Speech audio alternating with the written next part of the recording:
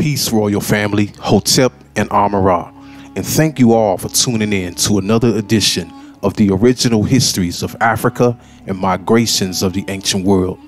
I am your King and Royal Majesty, Pharaoh Mitzrahim, aka Radio 1, historian, geographer, and the voice of truth.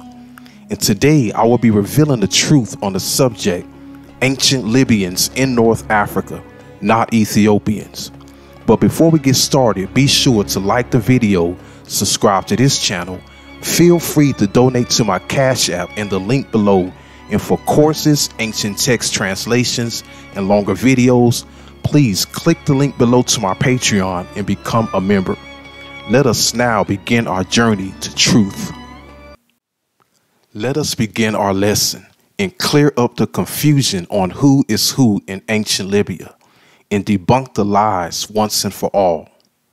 And for the primary source on the tribes of ancient Libya, we will start here in Herodotus the Histories, translated by A.D. Ghali, Book 4, Chapter 197, and he says in quote, "These are all the Libyans whom we can name, 4 nations and no more as far as we know inhabited, 2 of which are aboriginal and 2 not. The Libyans in the north and the Ethiopians in the south of Libya are aboriginal. The Phoenicians and Greeks are later settlers." According to the source we just read, Herodotus states 4 nations inhabited Libya: the indigenous Libyans to the north, the indigenous Ethiopians to the south, and Phoenician and Greek foreigners. But we will focus on one nation who inhabited the interior part of Libya, known to Herodotus as the Amunians. And the Amunians dwelt in the land known today as the Siwa Oases. And the question that has to be answered is, were the Amunians Libyans or Ethiopians? And to answer that question, we will go here to Herodotus the Histories, translated by G.C. Macaulay, Book 4, Chapter 181, and it says in quote, "Thus then have been mentioned those nomad Libyans who live along the sea coast, and above these inland is the region of Libya. First, at a distance of 10 days' journey from Thebes are the Amunians, whose temple is derived from that of Theban Zeus." Based on the passage we just read, Herodotus states the ancestors and temple of the Amunians originated from Thebes in Egypt. But Herodotus has more to say on the origins of the Amunians, and it is found here in Herodotus the Histories, Book 2, Chapter 42, and he says in quote, "The Amunians do so also after their example, being settlers from both the Egyptians and from the Ethiopians." As we just read, Herodotus states the Amunians were settlers from both the Egyptians and from the Ethiopians. But so that we can get a better understanding of what this text is saying, we are going to show the Greek text of Herodotus Book 2, Chapter 42. And I am going to translate this Greek text into English. And it is found here in the Greek text of Herodotus Book 2, Chapter 42. And it says in quote, "Epo di Aegyptian Amunio Iantes ti Aegyptian kai Ethiopian epoikoi." And when translated to English, it says in quote, "From the Egyptians are the Amunians, being both Egyptian and Ethiopian colonists."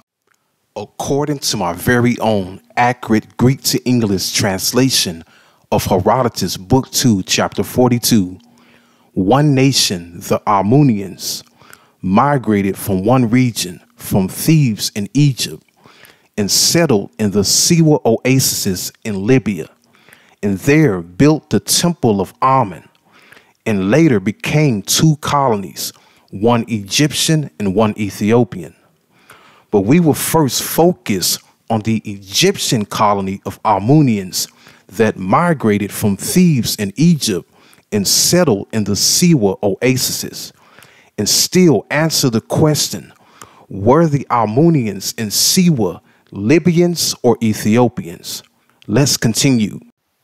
To find out if the Armenians who inhabited the Siwa oases in Libya were Libyans or Ethiopians, we must go here to Herodotus the Histories, Book 2, Chapter 55, and it says in quote, "They say that two black doves flew from Thebes in Egypt, and came one of them to Libya. And the dove which went away to the Libyans, they say, bade the Libyans to make an oracle of Amen, and this is also of Zeus." According to the source we just read, Herodotus states the Armenians who inhabited the Siwa oases in Libya were indeed Libyans and not Ethiopians. But also in his book 4, chapter 197, when Herodotus mentions the four nations of Libya, he makes no mention of Egyptians, but he only mentions the Libyans, Ethiopians, Phoenicians, and Greeks. So, if Herodotus is saying the Armenians were a colony of Egyptians, but yet he later calls them Libyans, then what does this mean? This clearly means that the Egyptian Armenians that migrated from Egypt to the Siwa oases in Libya settled amongst the Libyans, mixed with the Libyans, and later became Libyans. And this is the truth according to Herodotus. But let's continue. Now that we know the Egyptian Armenians who inhabited the Siwa oases in Libya were indeed the Libyans to the north, we will now focus on the location of this Ethiopian colony of Armenians. And to find out the location of these Ethiopian Armenians, we must go here to Diodorus Siculus' Library of History, Book 17, Chapter 50, and it says in quote, "Having settled the affairs of Egypt, Alexander went off to the temple of Amen.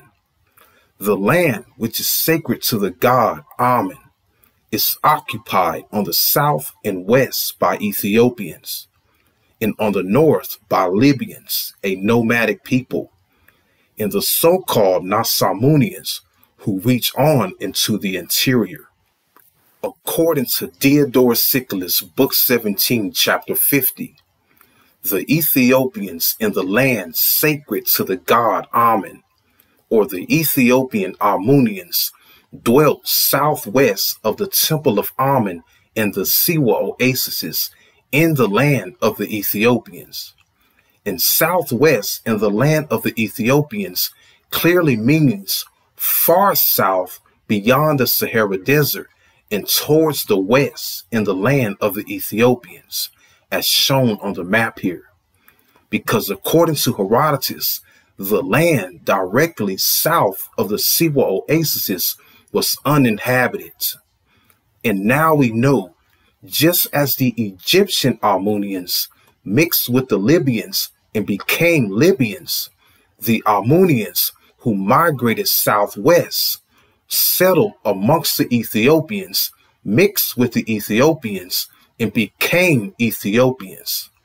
And now we know for a fact that North Libya, or North Africa, was inhabited by Libyans only, and South Libya, beyond the uninhabited desert in sub-Saharan Africa, was inhabited by Ethiopians only. And this is the truth according to Herodotus. I arrest my case. So there it is. When the source is brought forth, the truth comes out. And when the source is present, the truth cannot be denied. And truth is, the ancient people of North Africa were Libyans, and the ancient people of sub-Saharan Africa were Ethiopians. And the dishonest white racist pseudo-scholar and the dishonest Negro traitor both want to hide and deny the fact that the ancient people of sub-Saharan Africa were Ethiopians. Why?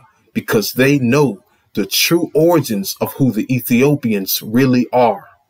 And the Ethiopians were the greatest people of the ancient world and were both the founders, ancestors, and descendants of Egyptian civilization. But now the jig is up.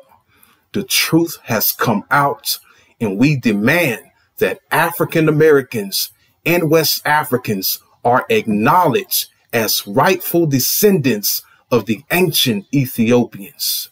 And with that said, this is your brother Pharaoh Mitzrayim, aka Radio 1, signing out saying, until next time, Egypt stays in Africa.